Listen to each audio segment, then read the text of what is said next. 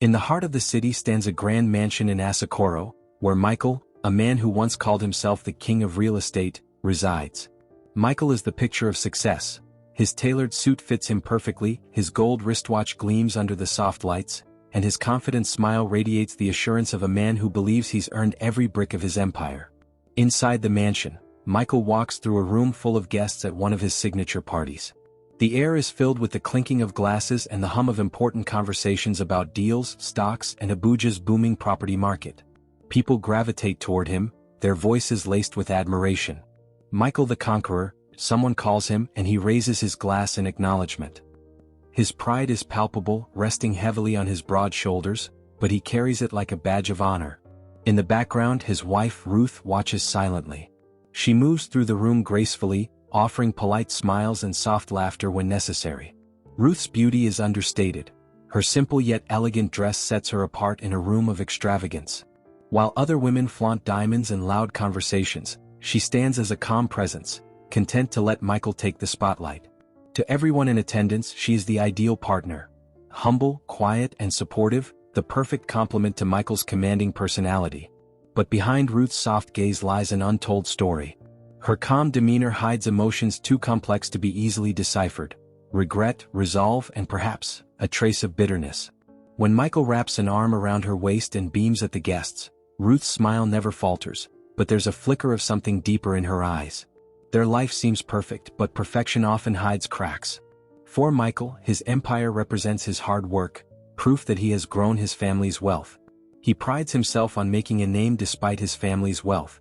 For Ruth, the glittering walls and the expensive parties are a prison of secrets. Beneath the surface of their marriage lies an unspoken tension, a gulf carved by things left unsaid and wounds never healed. Michael has no idea that the foundation of his perfect life is built on lies, and the cracks are starting to show. Ruth, the quiet woman standing by his side, is not what she seems. What happens when the weight of buried secrets becomes too heavy to carry? What happens when revenge comes dressed as love? Michael's troubles began with one deal, a lucrative development project in Maitama. Michael had spent months negotiating with a prominent foreign investor who promised to bring millions to fund a luxury apartment complex. But as the global economy shifted, the investor suddenly pulled out, leaving Michael's plans in disarray. The loss of that single deal created a domino effect, stalling other projects that depended on its success. Instead of slowing down and reassessing his strategy, Michael's pride took over. He refused to admit weakness, even to his closest advisors. When his financial manager suggested cutting back on expenses and diversifying his portfolio to reduce risks, Michael brushed him off with a wave of his hand. "I didn't get here by playing it safe," he snapped. Convinced he could turn things around, Michael doubled down on risky investments. He poured money into an ambitious project on the outskirts of Abuja, a sprawling estate meant to cater to Abuja's growing middle class. The land, however, had unforeseen legal disputes, halting construction and sinking his resources into a pit of endless court battles. He didn't stop there. He borrowed heavily from banks, betting on a quick market recovery that never came.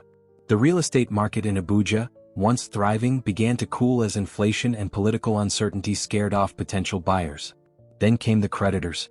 At first, their calls were polite reminders, urging him to meet payment deadlines. But as months passed without progress, their tone shifted. Couriers began delivering formal warnings to his office, while his phone buzzed constantly with demands for repayment. His staff, once confident and loyal, began to whisper in the hallways, sensing that the once mighty empire was crumbling. Forced to act, Michael made decisions that went against everything he once stood for. He began selling off his prized properties, high-value plots in Wuz and Jabi, at below-market prices just to keep the creditors at bay. Each sale felt like a small death.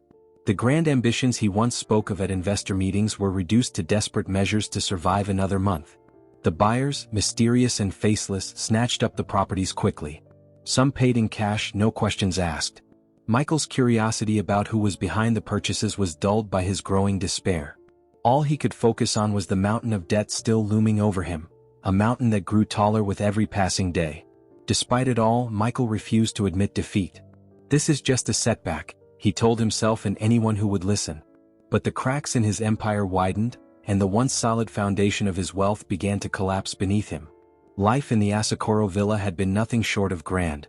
Its marble floors gleamed under golden chandeliers, and the sprawling garden hosted gatherings where Abuja's elite mingled over fine champagne and delicacies. But now all that was gone. The family's move to Gwarinpa felt like falling from the sky and landing hard on the ground. The new apartment was small and cramped. The walls were dull, the ceilings low, and the single living room barely fit their worn-down couch and dining table. Ruth unpacked their belongings with quiet efficiency, placing them in corners. For Michael, the change was unbearable. He sat on the edge of their old sofa, his head in his hands, while Ruth carefully folded the last of the curtains. The noises outside, children shouting, motorcycles revving, were a constant reminder of the life they had left behind. It wasn't just the space that suffocated him, it was the silence from people who once sought his attention. Calls to his former friends and business associates went unanswered. Their invitations to social gatherings, once abundant, had vanished. Even casual greetings from neighbors in Asakoro were replaced with pitying stares or worse, deliberate avoidance. The sting of rejection felt sharper each day. At first, Michael tried to find solace in familiar routines. He dressed in his tailored suits every morning, trying to exude the confidence of his former self, but when no business meetings or deals came through, the suit felt more like a costume. The few people who still spoke to him brought bad news, investments that couldn't be recovered, properties sold to strangers, and rumors spreading about his incompetence. His pride, once a pillar of his identity, now felt like a chain dragging him further down. Ruth, however, moved with an odd calmness that Michael couldn't understand. She adjusted to their new reality as if she had been preparing for it all along. Their driver had been dismissed months ago, so she carried heavy shopping bags herself from the bustling markets. The security guards were gone, so she learned how to bolt their flimsy apartment doors securely at night. The cook was no longer around, so Ruth spent long evenings in the small kitchen, whipping up simple but nourishing. Despite the chaos, Ruth handled their dwindling finances with almost mechanical precision. She kept receipts for everything, argued over the smallest price differences in the market, and calculated their monthly expenses with a diligence that bordered on obsession. Michael couldn't help but feel irritated by her efficiency. To him, her quiet strength was a constant reminder of his failures. "Why don't you say something? Why don't you ever complain?" he snapped one evening when she returned from the market, her arms full of vegetables. "Are you not tired of living like this?" Ruth paused for a moment, placing the vegetables on the counter. "What will complaining do?" she replied softly, her voice calm but firm. "It won't bring back what we've lost." Her words cut through him like a knife. The truth in her tone silenced him, but it also deepened his resentment. Michael couldn't understand how she remained so composed when the life they had built was crumbling around them. Her calmness, instead of reassuring him, felt like a quiet judgment of his inability to hold everything together. Ruth, however, carried a secret in her heart, a secret that gave her the strength to weather the storm. But for now she said nothing. She focused on keeping their family afloat, watching Michael wrestle with his pride and shame, knowing that the weight of her hidden truth would soon tip the balance of their fragile world. Ruth's journey to wealth began in the ashes of deep pain. As a little girl, she lived with her mother, Grace, who worked as a maid for Michael's wealthy family. Grace was kind, hardworking, and full of hope, but she endured years of mistreatment. The family overworked her, treated her like she didn't matter, and gave her little to no rest. When Grace fell sick, they ignored her pleas for help. Without proper care, she passed away, leaving Ruth orphaned and heartbroken. Ruth was just 10 years old when she stood by her mother's grave and made a vow. She promised herself that she would never be powerless again. With nothing but the clothes on her back and her fierce determination, she set out to survive in a world that seemed stacked against her. As a teenager, Ruth took on any job she could find.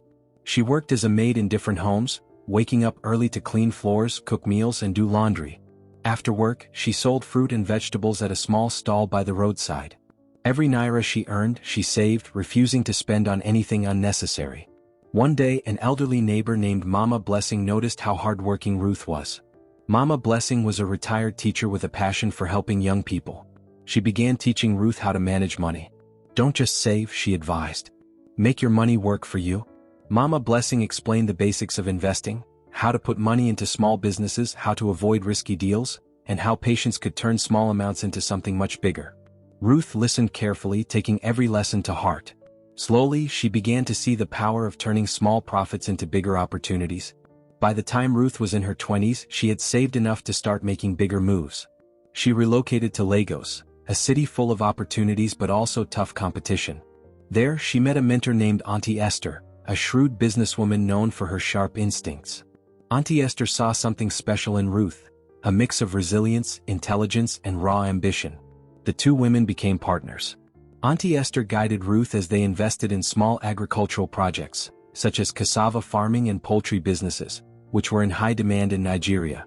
They also ventured into low-cost housing developments, buying cheap land on the outskirts of Lagos and building affordable homes for middle-income families.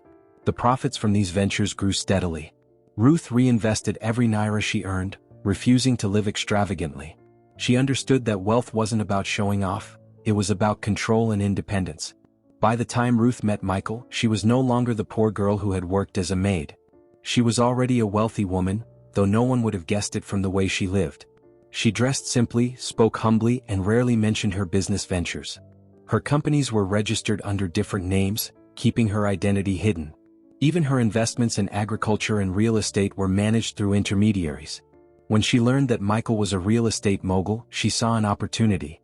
She began investing in his competitors, buying shares in their companies, and influencing decisions from the shadows. Her quiet strategy ensured she stayed under the radar while her wealth continued to grow. By the time Michael's business started struggling, Ruth already had the power to control the outcome of his downfall. Ruth's rise to power was built on her resilience, sharp mind, and the lessons she learned from her struggles. She wasn't flashy or loud about her success. Instead, she worked silently and strategically, always thinking 10 steps ahead. The little girl who once had nothing was now a force to be reckoned with, hiding her empire behind an unassuming smile. Ruth had lived her life fueled by the memory of her mother's suffering and the vow she made as a young girl, to bring down the family that had caused her mother so much pain. Marrying Michael wasn't a coincidence.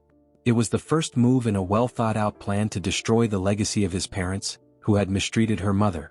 While Michael thought their union was based on love, Ruth saw it as an opportunity to execute her revenge, one carefully calculated step at a time. As Michael's financial troubles mounted and he began auctioning off his properties to pay off debts, Ruth saw her chance. Under different names and through shell companies she had established long before meeting Michael, she quietly bought back the properties he had worked so hard to acquire.